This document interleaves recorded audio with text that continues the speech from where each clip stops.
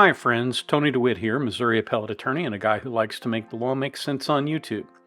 Here's what we're discussing today. This video is about conspiracy theories. I want to make plain that it is not an attempt in any way, shape, or form to glorify violence or to talk in any substantive way about firearms or killing. Rather, it is an attempt to show that the best thing to do when you are confronted with a situation like what happened in Butler, Pennsylvania on July 14th is to wait for the evidence, wait for the analysis, wait for the investigation. It may be that that's a bad idea. It may be that it saves you a lot of worry, a lot of heartache, a lot of just being wrong when you talk to your friends. So with that understanding, let's get into the video. Today I'm going to talk a little bit about the event of July 14th in Butler, Pennsylvania. And I'm going to do it in a way that I hope is effective for people who are concerned and have questions about what went on and who may be seeing a lot of stuff out there on YouTube and Twitter and every other social media platform that purports to advance a specific conspiracy theory.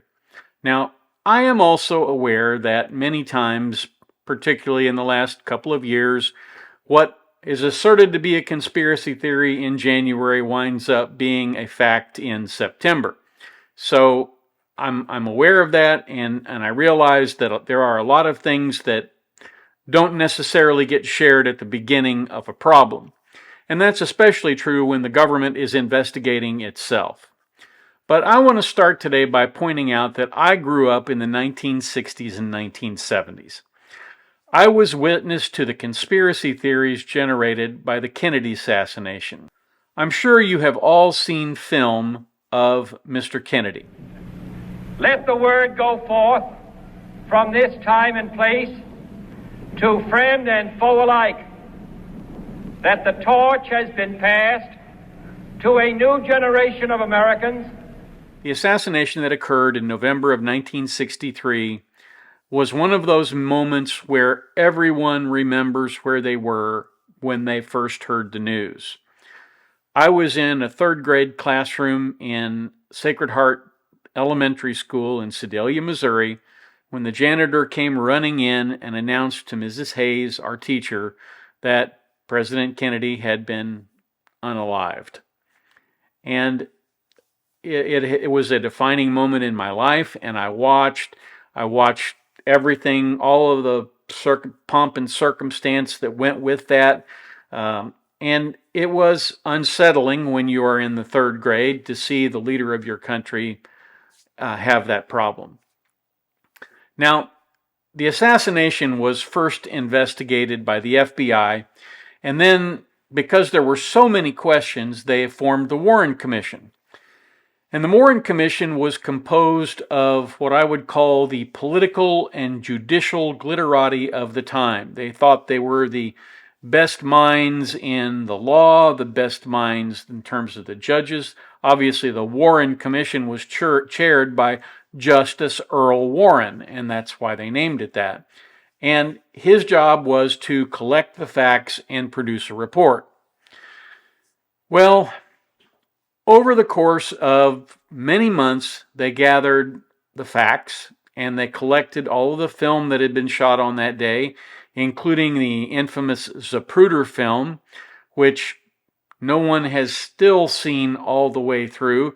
There are parts of that that are, I believe, still marked as classified. And the Warren Commission did what they purported to be a very comprehensive review before coming to the conclusion that Lee Harvey Oswald acted alone. Now, at the time, I don't think most people accepted that. There were a few who said, yeah, that makes sense. But the conclusion was never really accepted by the majority of the people. And the reason it was never accepted is because there were just too many coincidences and too many unanswered questions.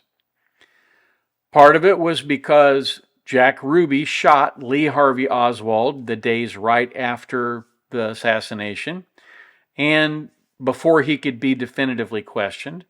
And then Jack Ruby had the gall to die before he could be effectively questioned.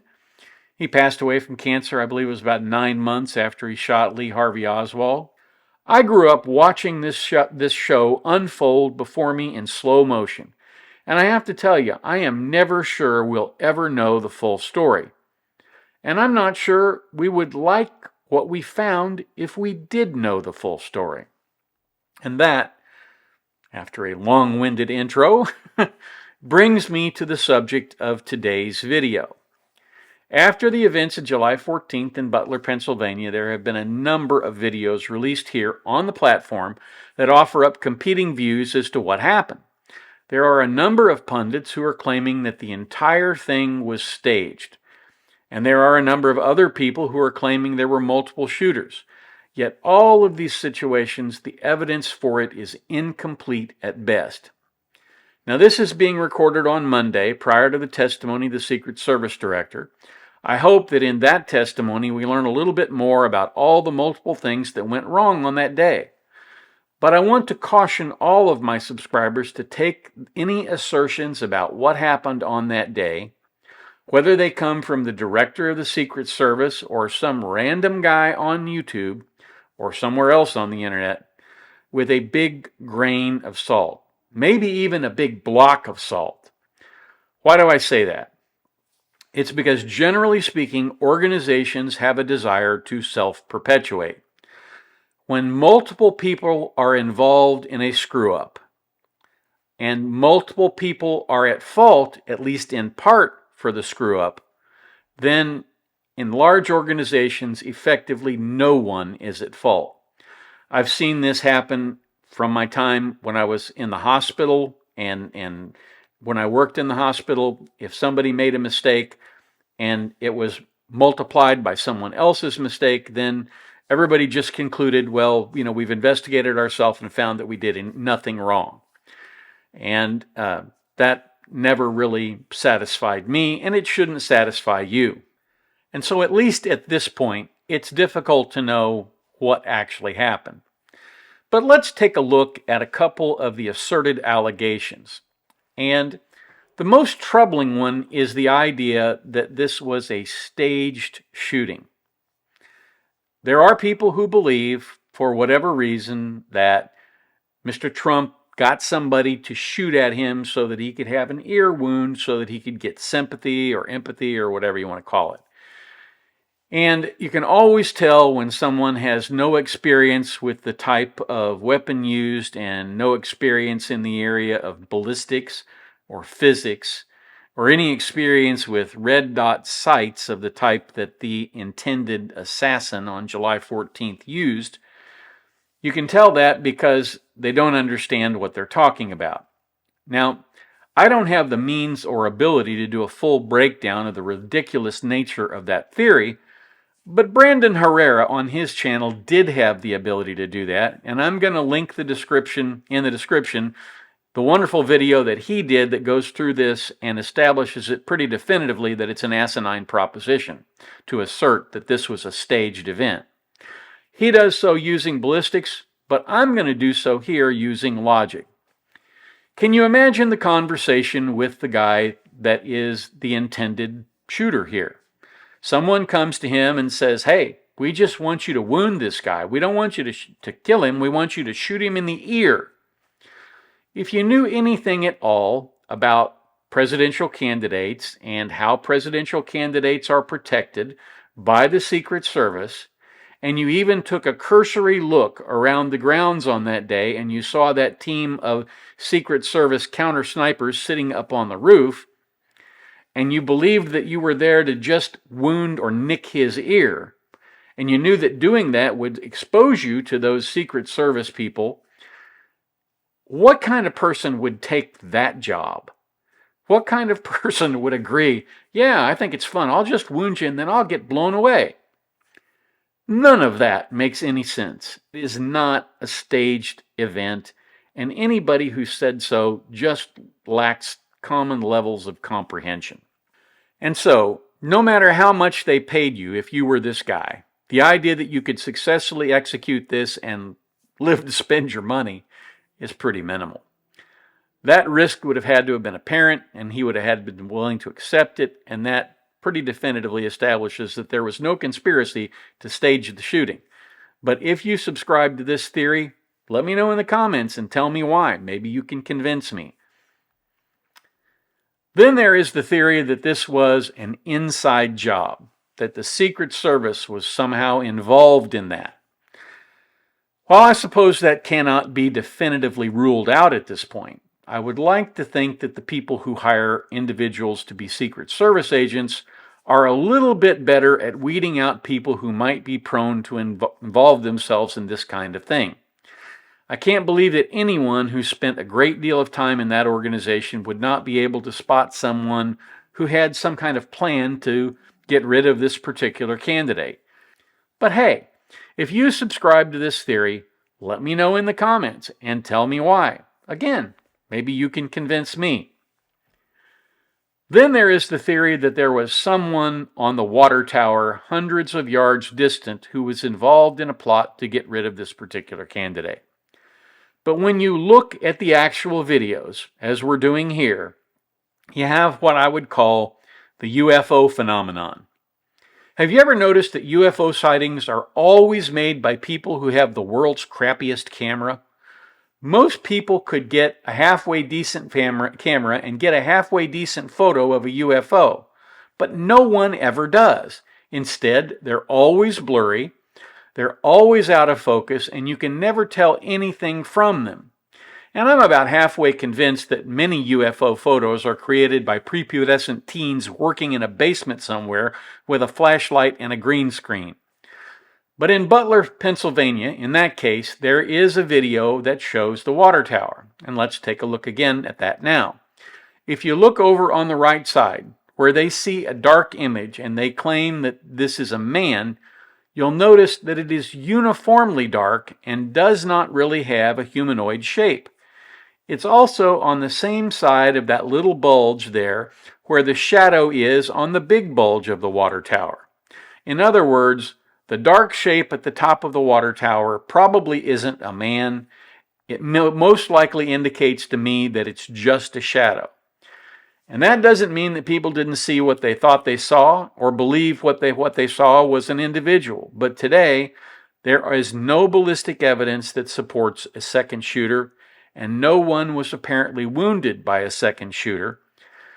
But if you're all in this particular conspiracy theory, let me know. Let me know in the comments. I can promise you that if you come up with good arguments, I'll do another video and I will feature them.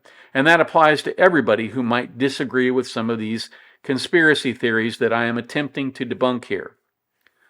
All of this, again, is to caution you that it is a very smart idea to wait for the evidence. Even if you don't trust the government, even if you believe there was a plot, it's a good idea to wait until the evidence is recovered and analyzed before you reach any conclusions. That's what we ask juries to do when we try a criminal case. The judge even tells them at breaks, don't discuss this amongst yourselves until all the evidence is in.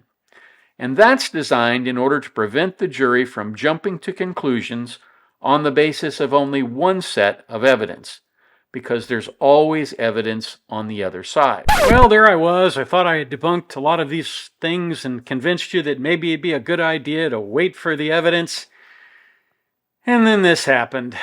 So I'll give you an opportunity to answer again. Did they share with you how many shell casings were on the roof? They have shared with me the Did they share with you how many shell casing were on the roof? Yes. Okay, how many were there? I would refer to the FBI for their How investigation many were there? and their information that they need to share in their investigation. So they've shared the information with you. You just don't want to share the information with us, correct? We have concurrent investigations that are going on. So they have shared this information with you. You know the answer to the question. You just refuse to answer the question from the member of Congress who has subpoenaed you to be here. Is there a different answer to that question? I was always willing to come here and testify before this oversight hearing. Beautiful, then let's Wasn't a- do that. it was Let's necessary. for once have your actions match your words. So you've been in communication with the FBI. You know the answers and you refuse to tell us the answers. So I will ask you again. You know how many shell casings were on that roof. What is the answer to that question? I think it's pertinent. What to talk, is the answer to that question? I think it's pertinent to talk to you about the information that the Secret Service has and that the Secret Service knows related. I'm to the asking events you of an that day. answer to the question. If you're supposed to be in charge, if the buck stops with you, how come you can't share the answers? What are you covering up? What are you hiding, my friend? I'm not covering anything up. Then why can't you answer a simple question? I am absolutely aghast that this woman will not answer questions. I have put doctors who are professional testifiers on the stand and raked them over the coal and not had them evade questions as perfectly as this woman did today. She simply does not want to give the American public or Congress any information whatsoever, and that much is very clear from her testimony. So that's what I have for you today. If you have an opportunity to do so, go out of your way and do something nice for somebody. Maybe bring back your work partner a glass of soda from the place where you go to get lunch. Or let somebody cut in line in front of you at the grocery store. Just do something that makes somebody's life a little better at the end of the day. That's how we make the world a better place. Thanks again for watching. And after you've done a kindness for me, come on back down here and catch me at the beach and we'll talk about something else.